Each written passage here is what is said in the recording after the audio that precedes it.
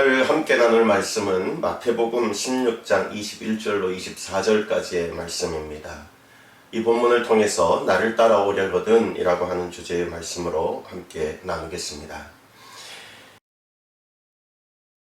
우리의 대한민국 사람들의 정서, 현대인들의 정서를 잘 대변해주고 알려주는 듯한 아주 흔하디 흔한 옛말들이 참 많이 있습니다. 그 중에서 오늘 제가 말씀드리고 싶은 것은 이런 말을 말하고 싶어요. 앉으면 눕고 싶더라 라는 말이 있죠. 또 그와 같이 말을 타면 고삐를 잡고 싶더라 라는 말입니다. 우리의 욕구가 끝이 어디일까 라고 하는 것들을 생각하게 만드는 그러한 말들인데 우리의 신앙으로 이 말을 돌이켜서 좀 생각해 본다면 그렇죠. 이 세상이 점점 답답하게만 보여요. 우리의 눈은 그런데 세상은 반대로 우리를 향해서 참 답답한 양반들, 시대가 어느 시대인데 또 여러 가지 물질 문명이 발달하는가 하면 현대적으로 코앞에 와 있는 것은 코로나 시대라고 하는 엄청난 위협과 같은 것들이 우리 주변을 장악하고 있는데 지금 신앙이라는 것을 옛날 그대로 고수한다는 게 말이 되느냐라는 식으로 저들이 참 답답해하는 것이 우리들의 신앙이라고 생각을 합니다. 눈에 보이지 않는 하나님, 내가 눈 감으면 그 어떤 것들도 아무도 모를 것 같은 착각, 이게 우리들의 생각들을 지배하는 내용들입니다. 무려 2000년이 넘게요 고집해왔던 원시적인 성경 원리를 갖다 들이대면 도대체 현대사회가 그걸 어떻게 수용하고 받아들여야 될 것이냐라고 반문하는 그러한 삶이 우리들에게 넘쳐나고 있다 이런 겁니다. 이게 오늘날 우리가 심각하게 생각해야 될 문제 중에 문제라는 거죠. 그러는 사이에 나는 나의 정체성을 제대로 발견하지도 못한 채로 나도 모르는 사이 현대 조류에 그대로 편성되어서 그 흔하디 흔한 말처럼 말고삐 잡고 싶고 눕고 싶은 그 말대로 변질되어져서 그대로를 받아들이는 삶을 내가 살아가고 있더라라는 것을 알게 됩니다. 다르게 표현하면요, 울타리 안보다는 울타리 밖이 훨씬 자유로워 보인다는 거죠. 그래서 가축들도요, 여러분 우리에 가둬놓았는데 시간만 나면 이 가축들이 우리 밖으로 나가고 싶어 합니다. 탈출하려고 합니다. 그래서 치킨런이라고 하는 영화도 만들어졌는지 모르겠습니다. 하지만 가만히 생각해 보십시오. 가축들은 바깥으로 틈만 나면 탈출하고 싶어 하긴 하지만 그 가축을 기르는 주인의 마음도 그럴까요? 아니요. 전혀 그렇지 아니합니다. 가축을 키우는 주인의 입장에서는 울타리 밖이 얼마나 위험한 것인가 라는 것들을 잘 알기 때문에 전혀 그런 마음을 갖지 아니 어쨌든 꽁꽁 싸매어서라도 울타리 안에 보호하고 싶은, 가두고 싶은 그 마음이 주인의 마음일 겁니다. 탈출하려고 아무리 애써도 거기는 위험한 곳이니 갈 수 없어 라고 자유를 박탈하는 듯한 그 보호가 주인에게 있다는 거죠. 여러분, 이 불확실하고도 위험한 욕구로의 탈출, 해묵은 죄악의 때 이게 점차로 우리의 몸에 누적되고 체질화되고 아무리 씻어내려고 해도 씻어지지 않는 도저히 도피할 수 없는 골목까지 우리가 다다래 있다. 이게 우리의 현실인 겁니다. 부인할 수 없도록 세상 풍속이 비계덩어리 같이 온몸을 포장하고 있고 이중인격의 살덩어리고 탐욕과 나태함의 썩은 피가 탕류처럼 우리의 생에, 우리의 몸에, 우리의 혈맥 가운데 계속해서 흐르고 있는 현실. 여러분, 이걸 어떻게 감당해야 될까요? 오늘은 그래서 이 내팽개친 처진 것 같은 우리 신앙의 길을 좀 단편적으로나마 좀 심각하게 진단하는 시간이 되길 바라서 오늘 이 말씀으로 우리 주제 삼아 나누고자 하는 겁니다. 자, 오늘 제목 삼는 것은 나를 따라오려거든 이에요. 여러분, 예수님께서 제일 처음으로 이제 이 땅에 오신 목적, 그걸 구체적으로 말씀하시던 때입니다. 내가 십자가를 질 거다. 대제사장들과 서기관들과 바리새인들에게 고난을 받고, 그래서 죽임을까지 당하여서 그 죽음으로 말미암아 내가 나의 사랑하는 양떼인 너희를 구속할 거다라고 하는 그 속죄 양이 될 것을 말씀하시는 처음 이야기하실 때의 일이에요. 십자가 없는 복음의 승리, 예수님은 십자가의 승리를 말씀하고 계신데, 베드로는 여러분 마치 우리를 대표하는 양, 자신이 하나님 예수님께 아주 항변해서 이야기를 했다, 이렇게 성경이 기록하는. 그러니까 처음 십자가 고난을 말씀하실 때 예수님 앞에 엄청난 마음을 가지고 항변, 다르게 표현하면 청탁을 했다, 이렇게 말할 수도 있겠습니다만은, 어떻게 말하는지 들어보십시오. 주여 그리 마옵소서, 이 일이 결코 주께 미치지 아니하리이다, 이렇게 말합니다. 그랬더니 예수님께서 말씀하시는 것이, 사단아 내 뒤로 물러나라, 너는 나를 넘어지게 하는 자로다.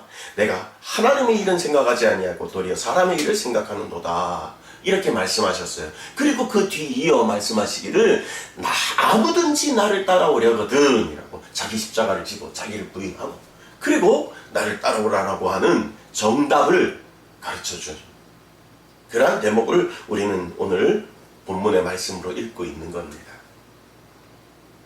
예수님은 어쩌면 고집처럼 보이는 그 중심을 나타내실 때 어떻게 답하십니까? 친히 자기가 십자가의 희생됨으로 말미암아 하나님께서 원하시는 인류에게 꼭 필요한 그 구속의 구원의 답이 있다라고 말씀하시는 거예요. 그래서 베드로전서 2장 24절은 이렇게 기록해 줍니다.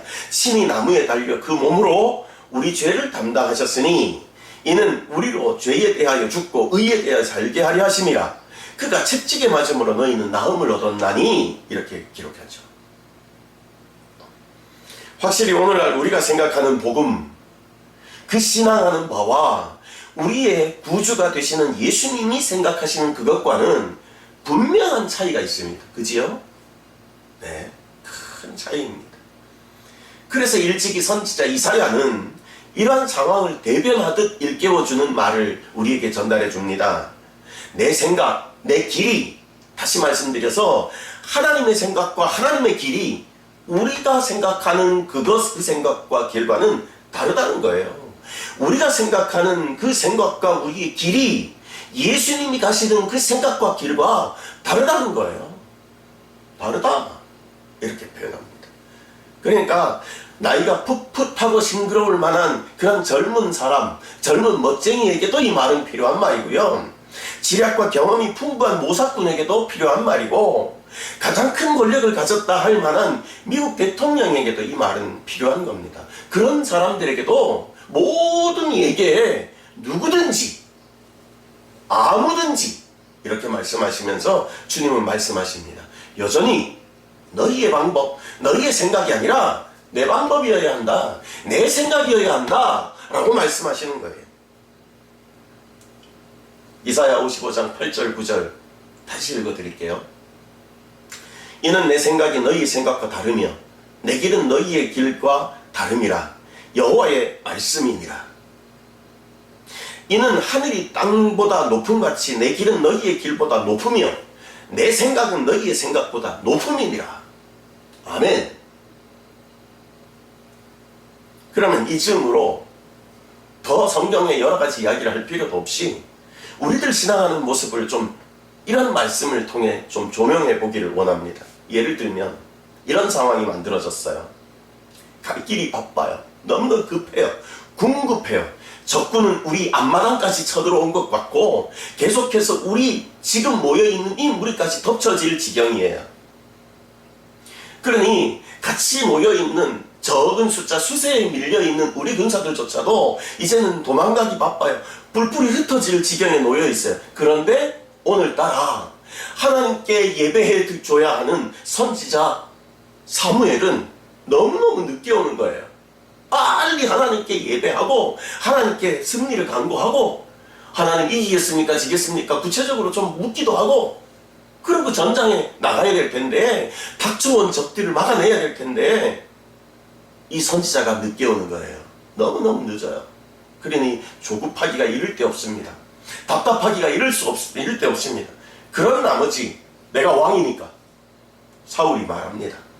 내가 왕이라고 하는 그 당당한 기세로 그 자세로 그러나 왕이라 할지라도 할 수 없는 일, 그 제사를 주관하는 일만큼은 선지자가 주관해야 되는 특별한 일임에도 불구하고 왕이라고 하는 이유를 들어서 그가 월권의 행위를 저지르고 맙니다. 누구 이야기라고요? 사울 왕 이야기예요. 이스라엘의 초대 왕이었던 사울 이야기. 누구 이야기라고요?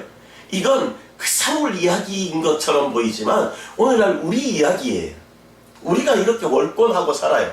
하나님이 이럴걸, 예수님이 이럴걸, 내가 이렇게 하면 되는 것일걸? 라고 하는. 사무엘상 13장 9절에 이렇게 기록되죠. 사울이 이르되 번제와 화목 제물을 이리로 가져오라 하여 번제를 드렸더니 이라고 기록하는데 번제를 드렸더니 이 일로 따르는 결과가 뭐예요? 사울은 신성모독죄라고 하는 죄를 저지르게 됩니다. 그리고 그 결과로 버림받는 곁길을 택한 비운의 왕이 되는 거죠. 버림을 받게 되는 거예요. 여러분 이것은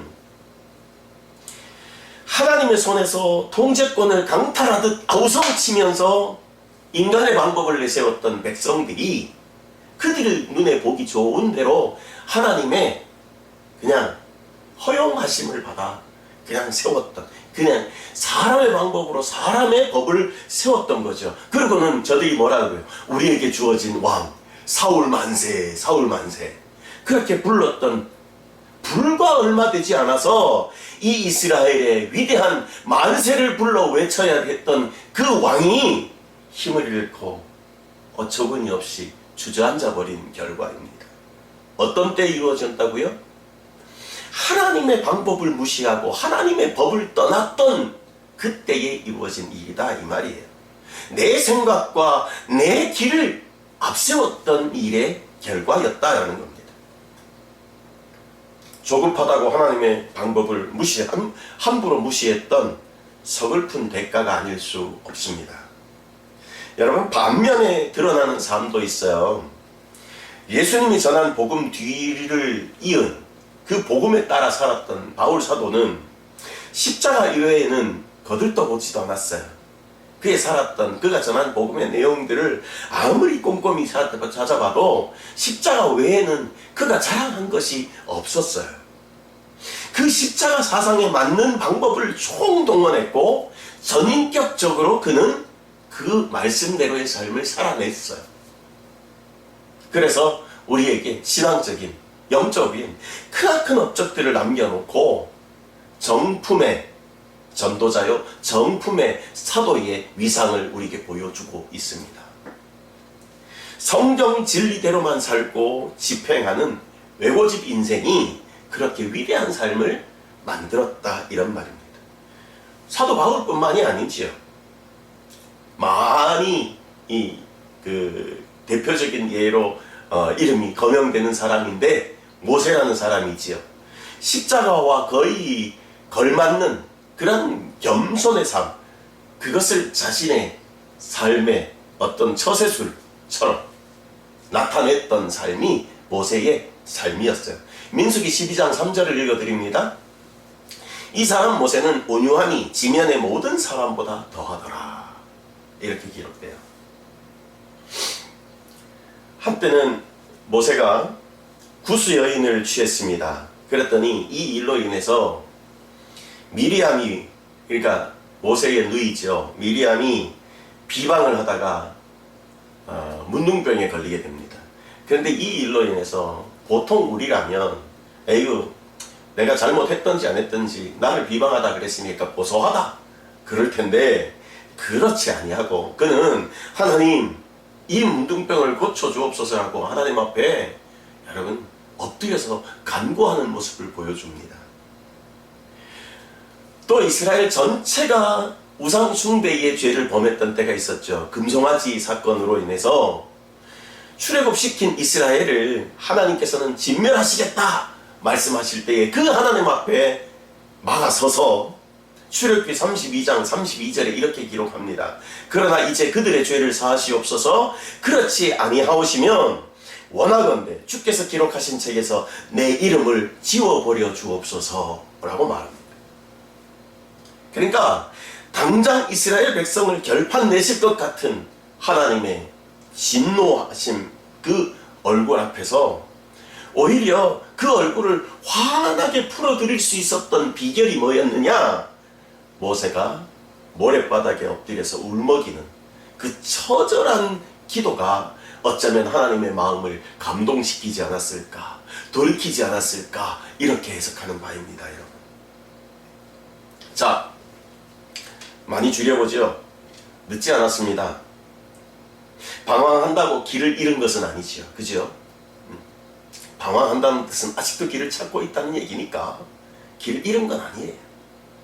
녹슨 문도 삐걱거리긴 하지만 열리기는 하잖아요. 네.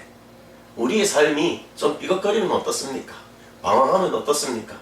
길은 찾아가야 되는 것이고 문은 열려야 되는 것이니까 그러기를 학수고대하며 우리가 소망을 품고 살아가야 되지요.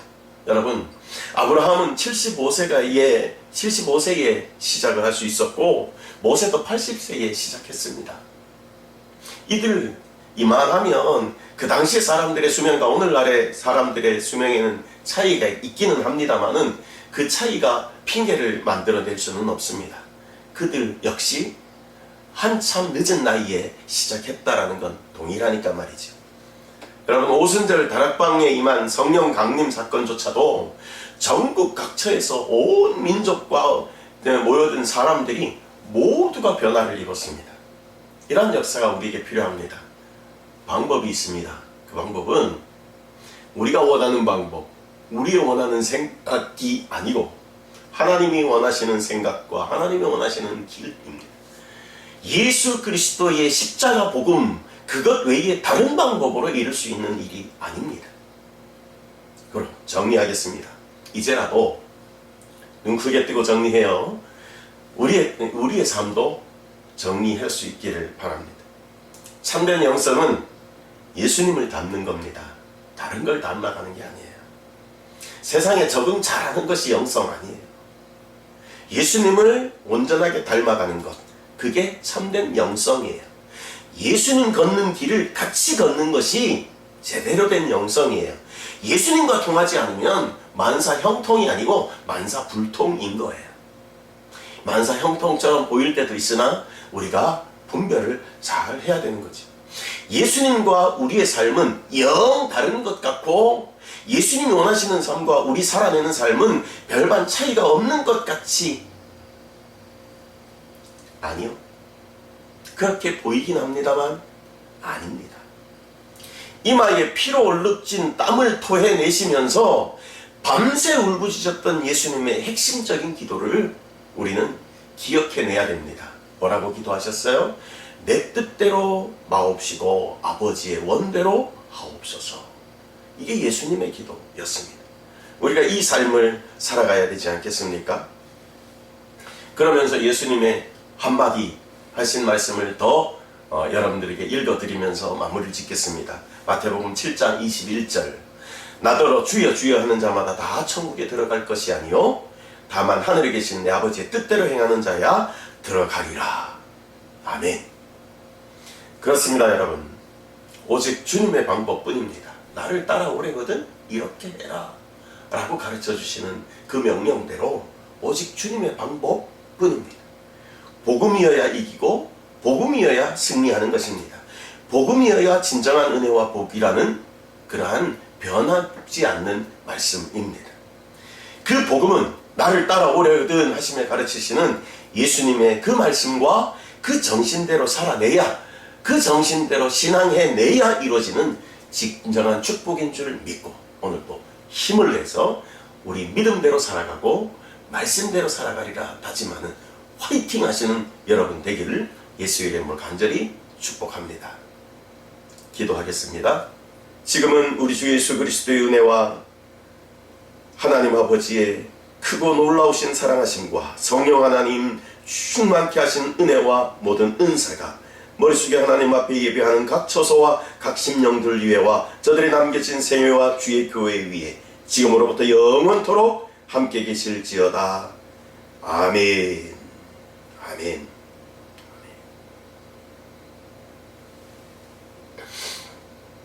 감사합니다. 예배 잘 마쳤습니다. 또 다음 주에 기쁘게 뵙겠습니다. 샬롬. 너의 삶의 창조인 너의 창